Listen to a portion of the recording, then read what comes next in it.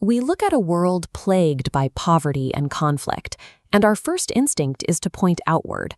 We blame corrupt politicians, failing economies, or flawed social systems for the misery around us. Yet ancient texts from across the globe point the finger in the opposite direction. They ignore external politics to identify a single universal culprit, the internal human ego. These traditions define the ego as a superimposition, a false layer of identity that suffocates the original light. It operates by convincing you that I and mine are tied strictly to your physical body, your possessions, and your status. As long as this false layer dictates behavior, external attempts to fix society remain ineffective. We cannot construct a peaceful world out of individuals who are quietly at war within themselves. The process of dismantling this internal antagonist begins with recognizing the illusion. For this, we look to the 108 Upanishads, which describe how we inadvertently enslave ourselves. In verse 128, the text provides a striking metaphor. The human spirit, by degenerating into egoism, passes voluntarily into bondage, exactly like a silkworm weaving its own cocoon. No one forces the thread.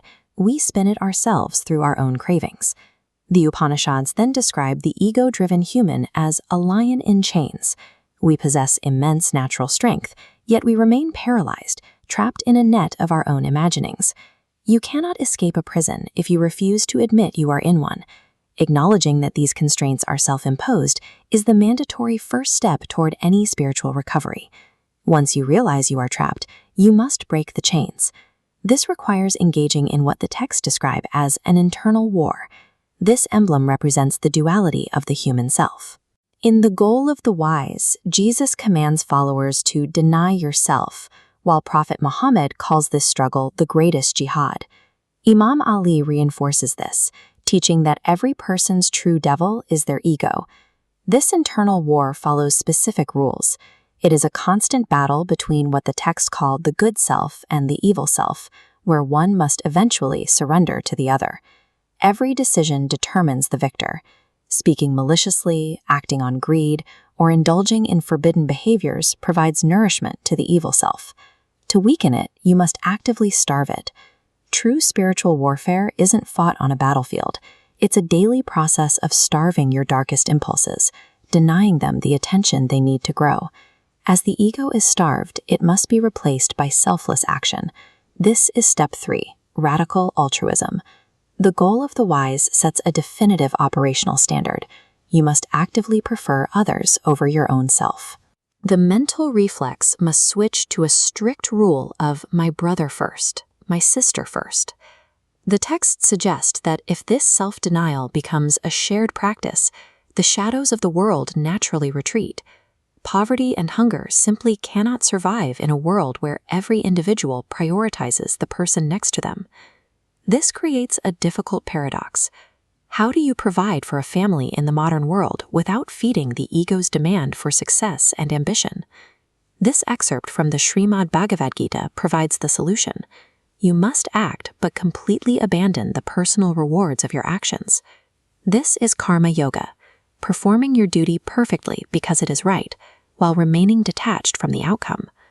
Living the Gita emphasizes that true seekers perform their daily tasks and sacrifices without a single thought of reward.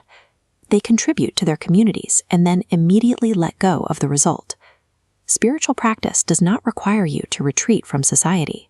It requires you to participate fully in the world, while remaining immune to the personal gain or loss that usually drives human behavior. The final test is absolute humility. Look at this sea of people in Mecca, representing submission where individuality dissolves. To reach this state, you cannot point out another's fault until you have completely eradicated that exact same fault within yourself. Contentment is secured through a simple mental discipline. Always look at those who have less than you, and refuse to look at those who have more. A truly humble person is immune to the ego's traps. By removing themselves from the hierarchy of comparison and pride, they find a state of existence that is essentially unbreakable. According to the Bihar al-Anwar, this humility is not a weakness. It is one of the mighty acts of worship. the highest honor for one who recognizes their place in the universe. Dismantling the ego means breaking out of the cocoon to realize the spirit's original form. It is the end of a self-imposed imprisonment. By systematically stripping away the false layers of identity, the individual finds their own liberation. As the internal war against the ego is won, the primary drivers of external human misery finally lose their power.